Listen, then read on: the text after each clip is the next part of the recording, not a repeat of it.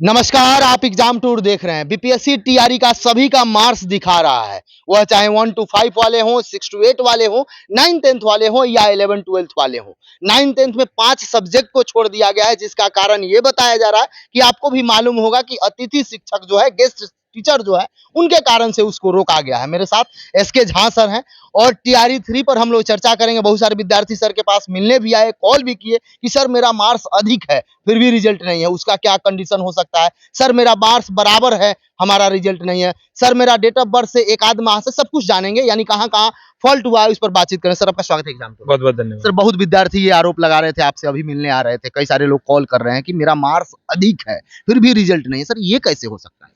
देखिए मामला अलग अलग जगहों पर अलग अलग है।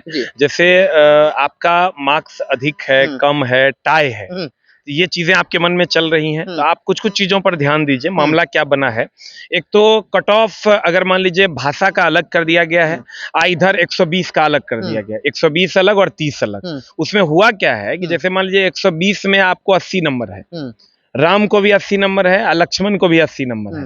तो अगर भाषा में किसी को 8 है और किसी को 22 है, तो 22 वाला को उठा लिया गया है। मतलब तो दोनों अलग अलग कट ऑफ। हाँ, तो आप दोनों जगह पर देखिए कि आपको भाषा में कहीं कम नंबर तो नहीं है। तो आप देखिए भाषा भी पढ़ना अब इम्पोर्टेंट हो गया है, नहीं तो टाई ब्रेकर पे बहुत सारे बच्चे हैं जो अभी भी छटे हुए हैं। और अगर आप समझ गए होंगे, राम को अगर 80 नंबर है, लक्ष्मण को भी 80 नंबर है, लेकिन राम को अगर भाषा में 22 नंबर है और लक्ष्मण को 8 नंबर है, तो 22 नंबर वाला भाषा में से उसको उठा लिया गया है। एक बात। दूसरा जो टाई ब्रेकर ऑफ एज है, एज में भी वही मामला है कि अगर आप एज में मान लीजिए आप एज दोनों का एक का कम एक का ज्यादा है, तो ज्यादा एज वाला को ले लिया गया, आपको ज्यादा नंबर है फिर भी आपको नहीं लिया गया है।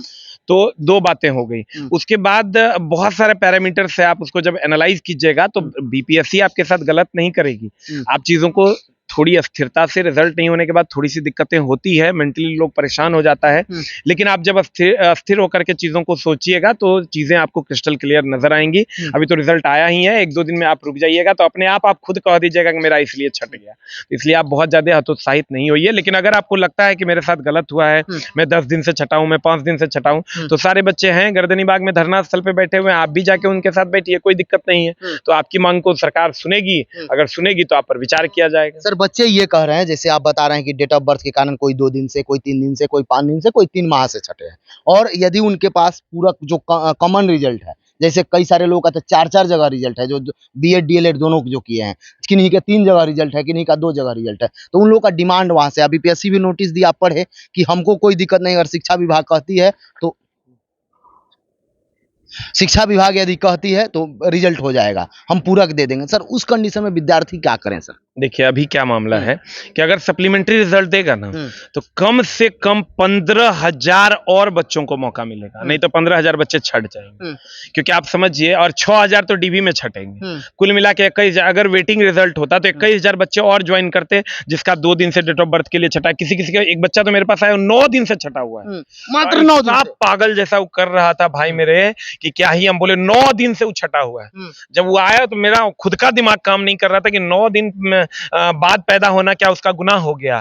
तो कहीं ना कहीं ये, और अगर सप्लीमेंट्री रिजल्ट होता, जो लोग टाई ब्रेकर पे हैं वो लोग को मौका मिलता, जो लोग डॉक्यूमेंट वेरिफिकेशन में छट जाते उसके जगह पे इन लोगों को मौका मिलता। ये 9 दिन 2 दिन, आप कभी सोच के देखिए उन लोगों की क्या परिस्थिति होगी जो 9 दिन बाद पैदा हुए इसलिए छट गए और सारी चीजें उनकी अच्छी है। तो कहीं ना कहीं ये इस विषय पर सरकार को चिंता करने की जरूरत है और सप्लीमेंट्री रिजल्ट देने की जरूरत है। सब लोगों को सप्लीमेंट्री रिजल्ट के लिए मांग करने की जरूरत है और तभी चीजें क्लियर होंगी। सर कल भी आज आप पेपर में देखे होगा, कल का जो डॉक्यूमेंट वेरिफिकेशन चल रहा है, कल ही से स्टार्ट है, दूसरा दिन हो गया, उसमें कई सारे विद्यार्थी ऐसे मिले जो सीटेट में फेल हैं, फिर भी उनका बीपीएससी में रिजल्ट है। कई सारे विद्यार्थी ऐसे मिले जो बिहार के निवासी नहीं है, लेकिन डॉक्यूमेंट चेक किया गया तो पकड़े गए।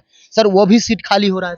हमको लगता है कम से कम आप समझिए कि एक तो रिपीट रिजल्ट में 15,000 और 10,000 प्लस सीट खाली होगा आपका डीवी में, तो 25,000 सीट तो ऐसे ही खाली हो गया। आप सोच के देखे थे 25,000 बच्चों को अगर मौका मिल जाता, जो 2-2 दिन 3-3 दिन से बचे हुए हैं। और बहुत सारे लोग टीआरई 4 वाले कहेंगे नहीं सर हम लोगों के ठीक है, हम लोगों का सीट जुट के आएगा। अरे दोस्त फिर आप में भी बच जाएगा, फिर अगला में जाएगा, 5 हो जाएगा। फिर 5 हो जाएगा। सर तो इसके लिए आवाज उठाना पड़ेगा, नहीं तो आपको लग रहा होगा कि हम बच गए। टीआरई 4 में फिर आप देखिएगा कि जैसे ही आप फाइट कीजिएगा, फिर हो सकता है आप ही का 1 नंबर से डेट ऑफ बर्थ के कारण फिर आपका रोक दिया जाएगा, फिर टीआरई 5 में वही रिजल्ट, वही वैकेंसी ऐड कर दिया जाएगा। इसलिए सप्लीमेंट्री रिजल्ट आना चाहिए, इसके लिए उचित फॉर्म तक बातें पहुंचानी चाहिए। सर 2 कंडीशन है, विद्यार्थी ये सोच रहे हैं जिनका मान लीजिए अभी तैयारी भी करेंगे, ठीक है इसमें आवाज उठा रहे हैं लेकिन तैयारी भी करेंगे।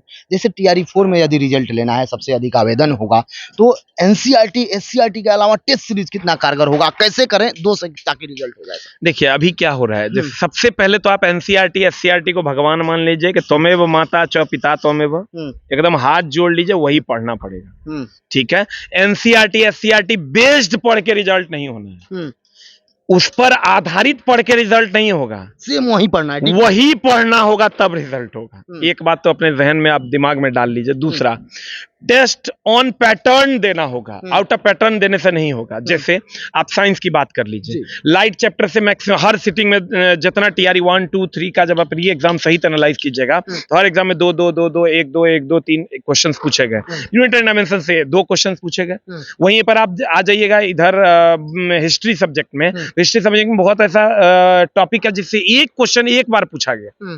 जैसे आर्ट एंड कल्चर आप देख लीजिए, एक क्वेश्चन अभी तक पूछा गया।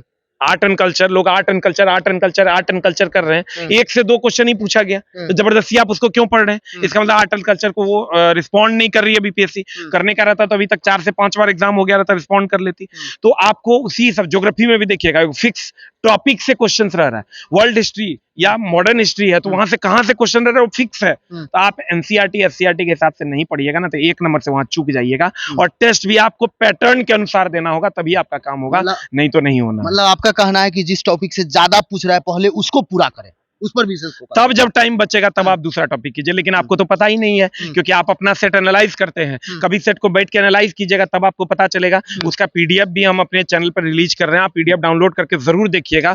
हमने उसमें चैप्टर वाइज, टॉपिक वाइज एक एक करके अलग अलग कर दिया, उसी हिसाब से आप तैयारी कीजिएगा, आपका काम हो जाएगा। और हम भी अपने यहाँ जो टेस्ट अभी 1 to 5 का हमारे यहाँ बच्चे टेस्ट दे रहे हैं, नो एरर पे टेस्ट दे रहे हैं बच्चे, 100% ऑन पैटर्न दे रहे हैं। और बहुत जल्द 6 to 8 हम शुरू करेंगे, मे बी इसी अगले सप्ताह से 6 to 8 भी शुरू होगा। शुरू आप कहिएगा क्यों नहीं कर रहे हैं?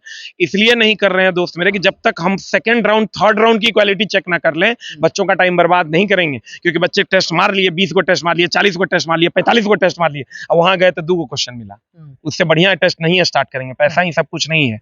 अभी आप देखिएगा 1 to 5 का हम टेस्ट स्टार्ट किए हैं, 100% ऑन पैटर्न है और बच्चे दिन प्रतिदिन बढ़ रहे हैं क्योंकि उनको सही कंटेंट मिल रहा है। हम ये नहीं कहते कि हम ही सही कंटेंट देते हैं, सब लोग अच्छा कंटेंट देते हैं। जहां आपको अच्छा कंटेंट लगता है, ऑन पैटर्न है, खूब टेस्ट मारिए। लेकिन एससीईआरटी एनसीईआरटी को फिर हम कहते हैं भगवान मान लीजिए, बेस्ड ऑन एससीईआरटी एनसीईआरटी नहीं पढ़ना है, ओरिजिनल पढ़ना है। और मैं भी बहुत जल्द एससीईआरटी एनसीईआरटी ओरिजिनल आपकी सेवा में उपस्थित करने जा रहा हूँ। जो भी मार्क्स अंक प्रमाण पत्र अपना देख लिए, जितना अंक आया है, आप अगर ज्यादा से आपका अंक है, आपका ज्यादा से छूट गया है तो आप तैयारी में लग जाएं। वैसे विद्यार्थी जिनको इसके बावजूद भी कोई डाउट हो आपको मार्कशीट से रिगार्डिंग, तो आप कमेंट सेक्शन में जरूर कमेंट करें। जय हिंद।